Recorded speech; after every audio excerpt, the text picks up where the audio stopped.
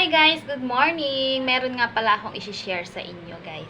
So, ayun. Nakikita nyo ba yung hair ko? Ayan, super dry na talaga niya.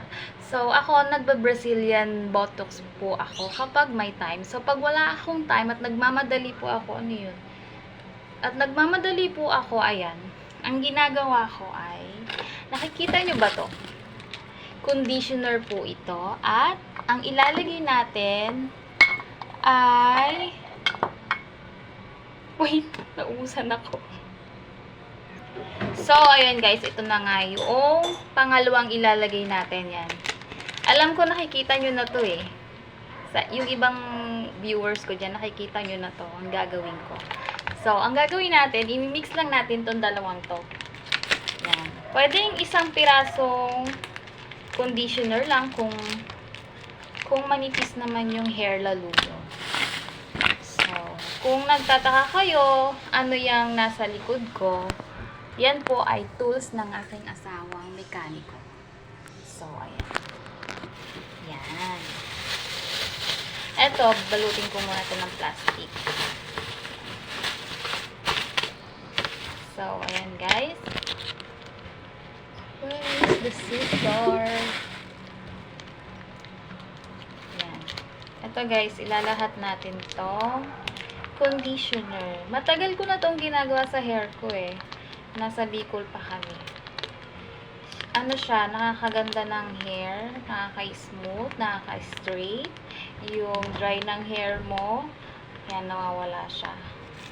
So, kung iniisip nyo, mangangamoy suka ang inyong buhok, dyan po kayo nagkakamali. Kasi ang bango po talaga niya. Kahit anong gamitin yung conditioner, mabango siya. So, dito naman tayo sa suka. Silver Swan. Silver Swan. The Candyman. I-open ko lang to.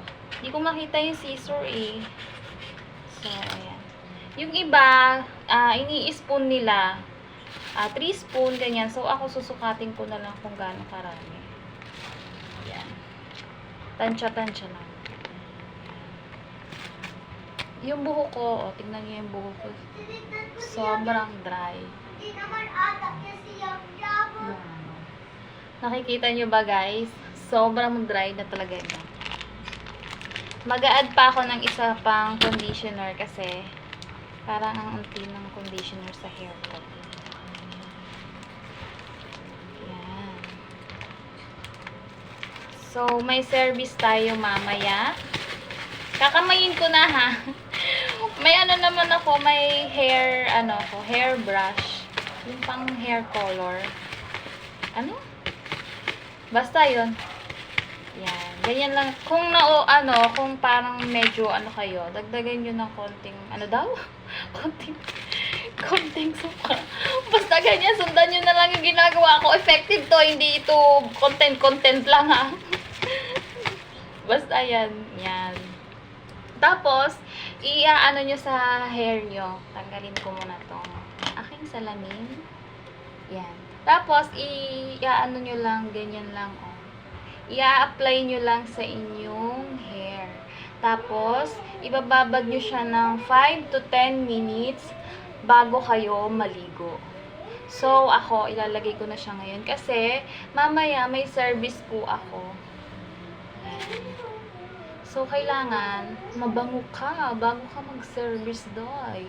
O baka sabihin ng iyong customer, ay, ang jelok mo naman. Yan. Oh. Hindi po siya amoy suka ha. Amoy siya, yung conditioner. Yan, i-apply nyo lang po siya sa mga dry hair nyo.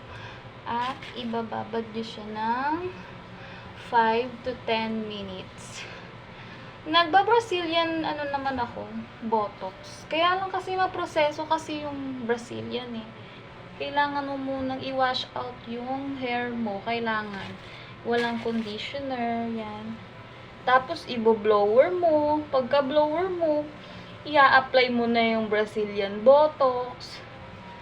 Pagkatapos mo mag-apply ng Brazilian Botox, iintay mo muna mga 30 minutes, ganyan. Depende sa hair ng hibla ng hair mo.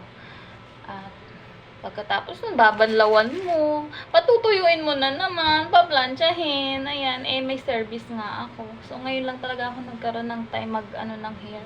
Kasi super dry na niya. So, 1 taon na yung buhok ko noong na-reband. Nag-1 taon siya noong August. So, mahaba na dapat talaga yung hair ko. Hanggang dito siya. Yan. Hanggang dito na dapat siya. Pinaputulan ko siya kasi hindi ko na-carry yung haba niya. Tsaka, nasasabunutan ako ng sarili kong hair. Tapos yun. Ayan. I-apply nyo lang, guys. Naririnig nyo kaya ako? Hindi ko makita ilang minutes. 5 minutes. So, ayan.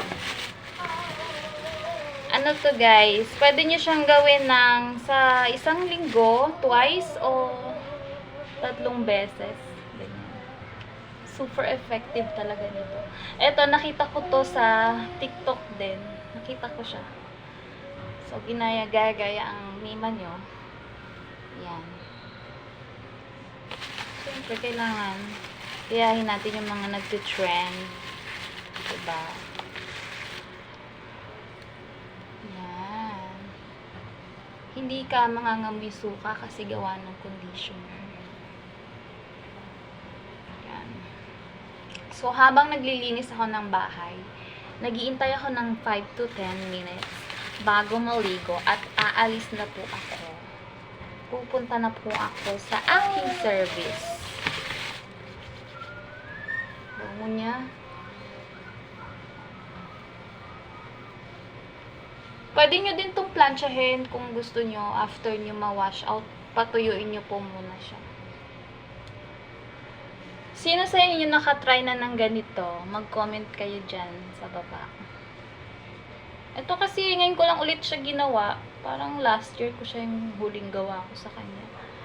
Kasi, diba minsan, yung hair natin, machigas. Ganun ako magsalita. Yan. Binasa ko ng konti yung kamay ko. Kasi, kinulang na tayo sa conditioner. So, ayun lang, guys. Ito na itsura niya.